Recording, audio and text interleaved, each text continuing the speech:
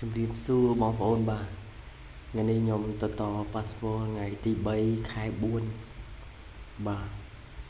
ខ្ញុំត្រូវទៅយក visa នៅខាងពុយប៉ែតប៉ុន្តែខាងរោងចក្រគេតម្រូវឲ្យខ្ញុំទៅតាមផ្លូវឡែនណាបងប្អូនបាទហើយក៏ឆ្លៀតនៅថតនៅ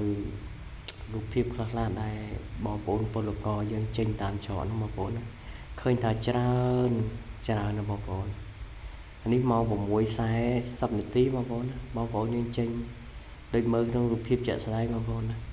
អ្នកខ្លះទៅលេងស្រុកចឹងទៅបាទខ្ញុំឆ្លៀតលួចថតបានបន្តិចដែរហើយក៏ឆ្លៀតធ្វើវីដេអូឲ្យបងប្អូនមើលបាទហើយបើតាមខ្ញុំគាត់មើលទៅខាងពួកធ្វើសំណងខ្លះទៅឬក៏ពួកខាងរោងចក្រខ្ញុំអត់ស្គាល់ទេថាអីគាត់ពាក់ឯកសណ្ឋានដូចគ្នាអាវស្តៀងគ្នាអញ្ចឹងខ្ញុំក៏អត់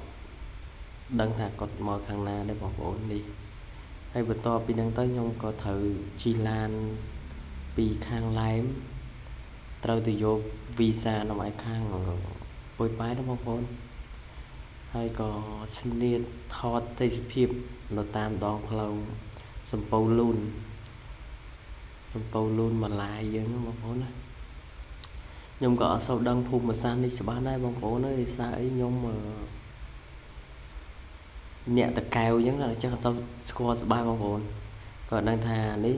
គេបងក៏ប្រាប់ថាផ្លូវសំពៅលូនម៉ាឡាយយើងនេះបងប្អូនណាបាទហើយក៏ស្នៀតប្រឌិតយកទេសភាពនៅតាមដងផ្លូវមើលទៅឃើញស្អាតណាបងប្អូនមានភ្នំមានដើមឈើមានទេសភាពស្អាតបាទនេះខ្ញុំអត់បានថតពីក្រោយទេបងប្អូនដោយសារខ្ញុំនៅអង្គុយជៀនបងទៅកងឡាន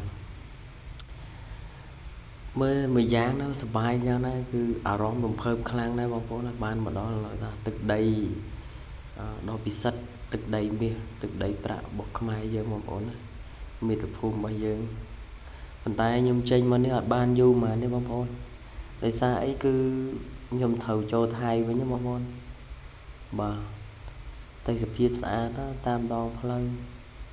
ហើយបើតាមខ្ញុំមើលទៅនៅខាងតំបន់នេះបងប្អូនខ្មែរយើងភាគច្រើនវាអាចជាប្រកបមុខរបរជាអ្នកចំការច្រើនបងប្អូនបាទឃើញដូចជាមានឆ្វាយមានអីដឹកចូលតាមព្រំដែនច្រកឡែនបងប្អូនណាហើយតាមដងផ្លូវមកទៅឃើញជាចកាមានចកាច្រើនតែគេកំពុងតែថាលើកជួរដីទុកចោលបងប្អូនថាអាចជាដាំដលងដាំទៅអីចឹងបងខ្ញុំក៏អត់សូវដឹងដែរព្រោះអីជាលើកដំបូងរបស់បងប្អូនដែលបាននិយាយថាមកផ្លូវនឹងចឹងព្រោះអីអត់ដែរបានមកបងប្អូនណាបាទនេះទេសភាពតាមដងផ្លូវហើយក៏អត់ស្គាល់ថាកន្លែងណាគេហៅភូមិអីឃុំអីណាបងប្អូនដឹងតែតាមផ្លូវនេះហៅផ្លូវសំពៅលូននេះណាដឹងនៅក្នុងខេត្តបាត់ដំបងហ្នឹងបងប្អូនប៉ុន្តែដូចថាយើងអត់សូវស្គាល់ច្បាស់ចឹងបងប្អូនបាទនេះឆ្វាយគេដឹកទៅទាំងឡានបងប្អូនដឹកចូលថៃបងប្អូនហើយទៅច្រកព្រំដែនហ្នឹងហើយខ្ញុំទៅហ្នឹងក៏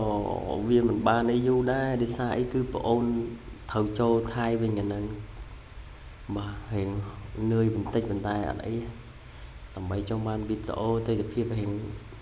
ស្អាតឲ្យជូនបងប្អូនប៉ុន្តែវីដេអូរៀងញាក់បន្តិចដោយសារអីទី1គឺខ្ញុំនៅលើឡានហើយអត់មានលំនឹងតុបចឹងបងប្អូនណាខ្ញុំថតទៅរៀងញាក់បន្តិច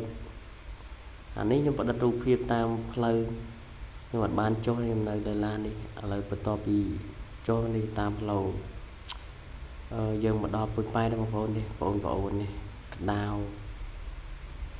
ប៉ុន្តែក៏សប្បាយចិត្តដែរដែលបានមកធ្វើការរួមគ្នានេះបងបាទប៉ុន្តែខ្ញុំអត់បានដាក់សលេងស៊ីនបងប្អូនស្ដាប់ដោយសារអីហើយនៅលើដងផ្លូវផងហើយណាមួយសលេងស៊ីនវាលើរំខានសំឡេងម៉ូតូសំឡេងអញ្ចឹងបងប្អូនអត់បានដាក់ឲ្យស្ដាប់បងប្អូនបាទហើយនេះបងប្អូនខ្ញុំរៀបចំចូលទៅខាងថៃវិញបងប្អូនកន្លែងនេះបាទហើយសូមអធិស្ឋានបងប្អូនដោយសារអីទី1នៅក្នុងកន្លែងវាយ passport គេឲ្យយើងថតចឹងបងប្អូនណាបាទអញ្ចឹងខ្ញុំវីដេអូខ្ញុំបានរៀងបានធ្វើតែដល់ច្រកចូលតែប៉ុណ្ណឹងទេបងប្អូនដោយសារអីនៅក្នុងកន្លែងវាយ passport ហ្នឹង ពួកបងខាងសមត្ថកិច្ចក៏រត់ឲ្យយើងថតចឹងណាចឹងយើងត្រូវតែគ្រប់ច្បាប់ទាំងអស់គ្នាដែរបងប្អូនបាទសូមអរគុណច្រើនវីដេអូបងប្អូនមានតែប៉ុណ្ណឹងជម្រាបលា